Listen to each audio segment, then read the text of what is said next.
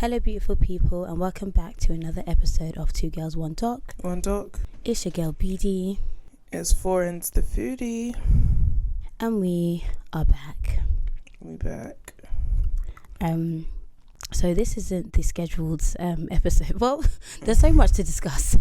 There was no episode last week, because we were in Italy. Yeah. Amalfi Coast vibes. It was a great time. I regret nothing. So there was no episode. And also housekeeping. There's not going to be an episode for a while. Yeah, we're going to take a break for like a month or so, because we've mentioned in passing we're both moving. Life is very overwhelming right now. It's actually a lot, but we move literally. So yeah, we just need that break. So we just want to say thanks in advance for like obviously getting it. And also there's so many episodes you can listen to over the past like 3 years if you do miss our voices. So yeah, that's pretty much it.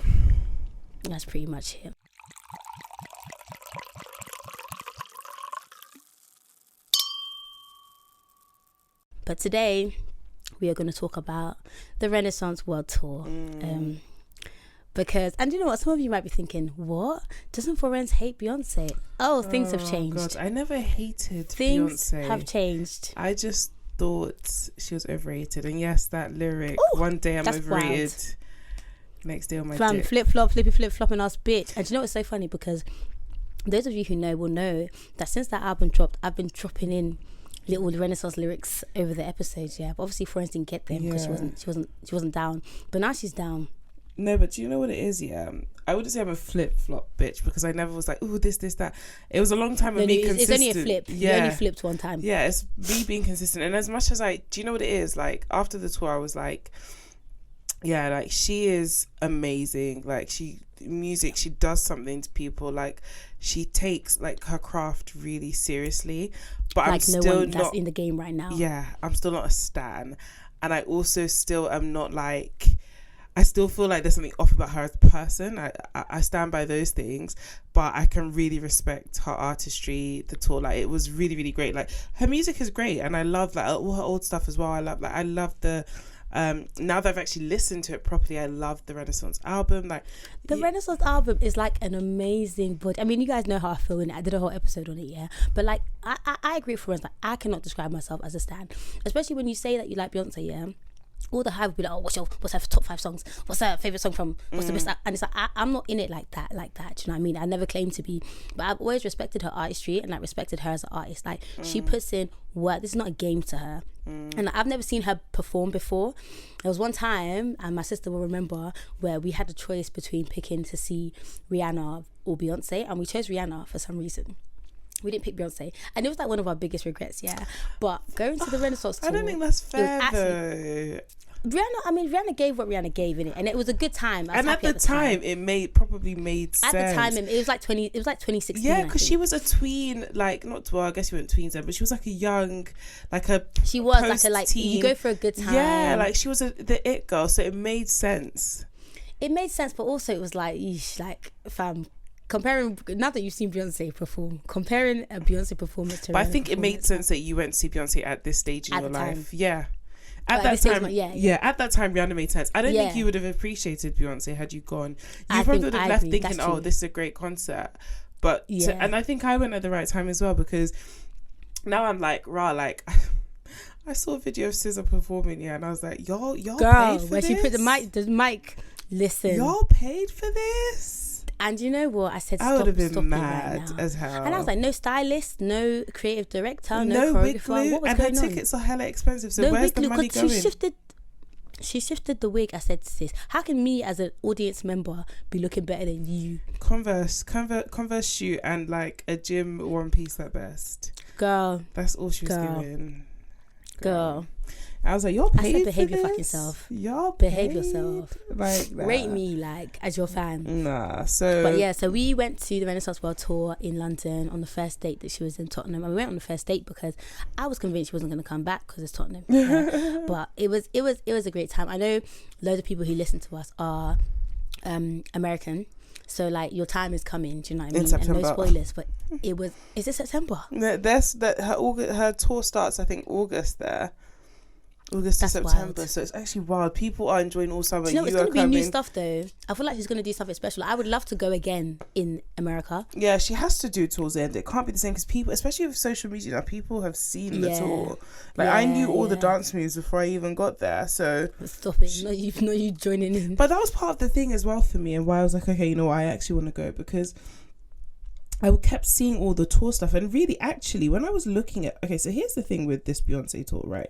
Previous tours I've seen, like, she is giving it to them. Like, she's Sasha Fierce. She's, like, literally doing all sorts. Like, it looks like an experience.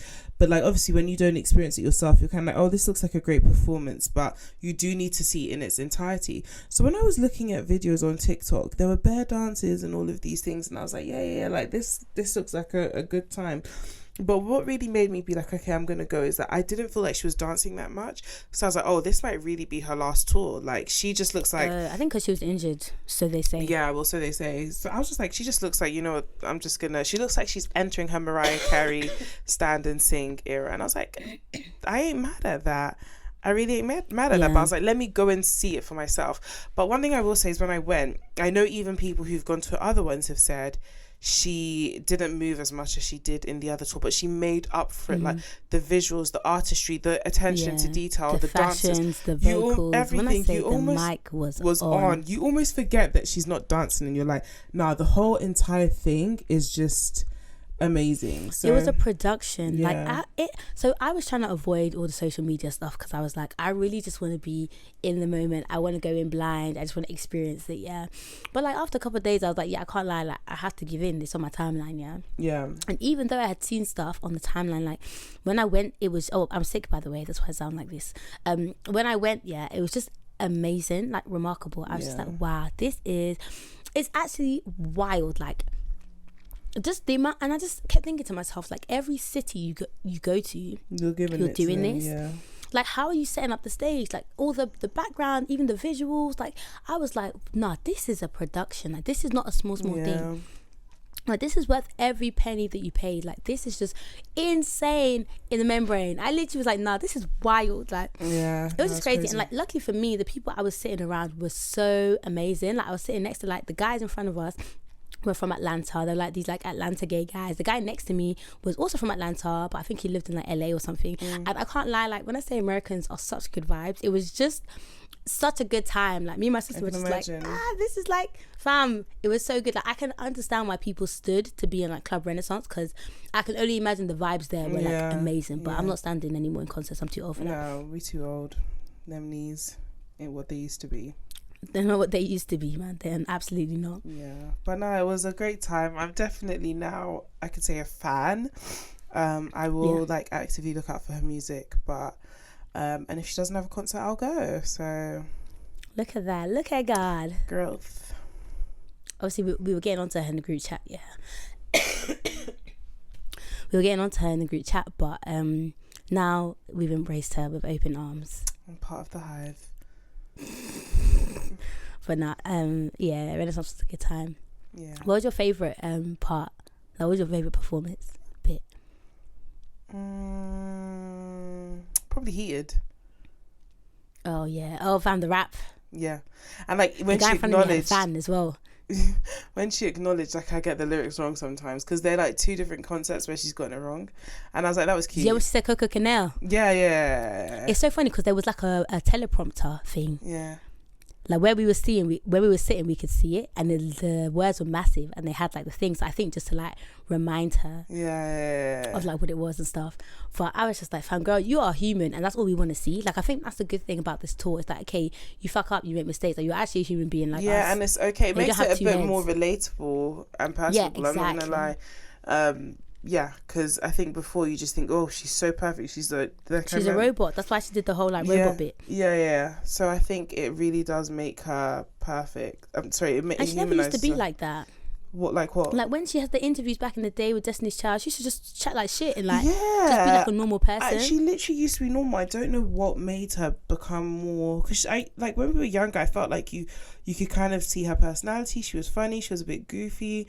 Like I saw some interview about her talking about having a pet snake. Like she was fun, and then like now she's become like this. I don't know if it's like something that had to happen in order for her to be more successful? I guess so. And also, like I guess because we're in the age of like cancel culture and like social media and going viral and stuff like that, maybe she just feels like if she keeps quiet, she doesn't show her personality, you can't cancel her for nothing. So yeah, but I mean, it was nice to see her acknowledge that and show that she's human. Yeah, it was nice to see her as human, and it was a really good time. And I would recommend, if you haven't got tickets already, or you weren't planning to go, or you were like anti Beyonce before, I think that you should go. It was a great time. It was amazing, and I regret absolutely nothing. Yeah, and that's it with the tour. But I went to Italy, as we said earlier on, for Liv's 30th birthday. It was amazing. Yeah. It was a great time. Right off the back of Beyonce, it was really, really good. It was like another... Literally, that's what I'm saying. It's been too much.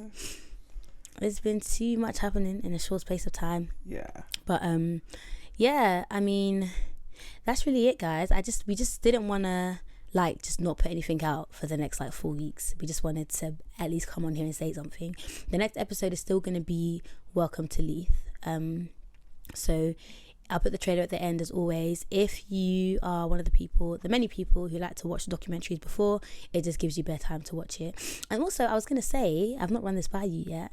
You know how we do at the end, the real crime, yeah?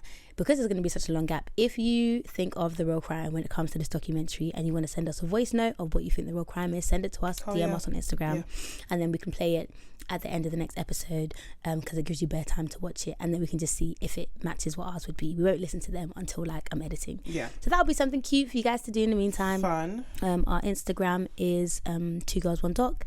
2 Girls 1 Doc everywhere really, except TikTok where it's 2 Girls 1 Doc podcast. Life is a lot right now, so once it settles down, we'll be back on our content game. But for now, like, honestly, you can't come and die. Like, low-key, high-key. Literally can't come and die. Yeah. Anything you want to say to the people then? No, just bye, and we will see you later. Yeah, later is in like 4 weeks' time. Yeah, minimum. 4 weeks' time. But yeah, if you miss us, listen to old episodes, innit? And we'll be on socials, so you know. All right, guys. Bye. Bye.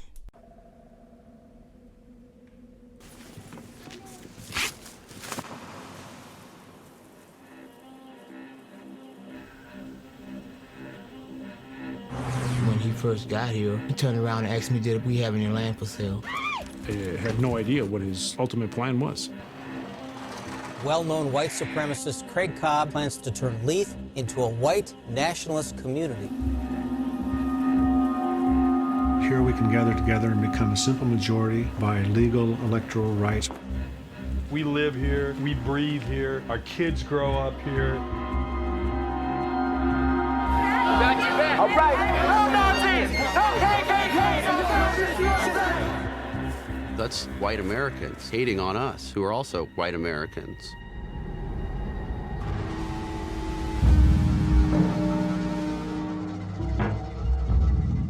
This is what we sleep with every night. They simply will not allow us to keep one another's company freely and openly. Leave me alone. You shall be. I will hit you. He posts my name, my address. We gotta go. White power! The Nazi people, I think they're all snakes. You gotta cut their head off to get rid of them. If we weren't getting harassed so much, we wouldn't have to do this. Tom, they got me both have rifles. You're running us out of this damn town.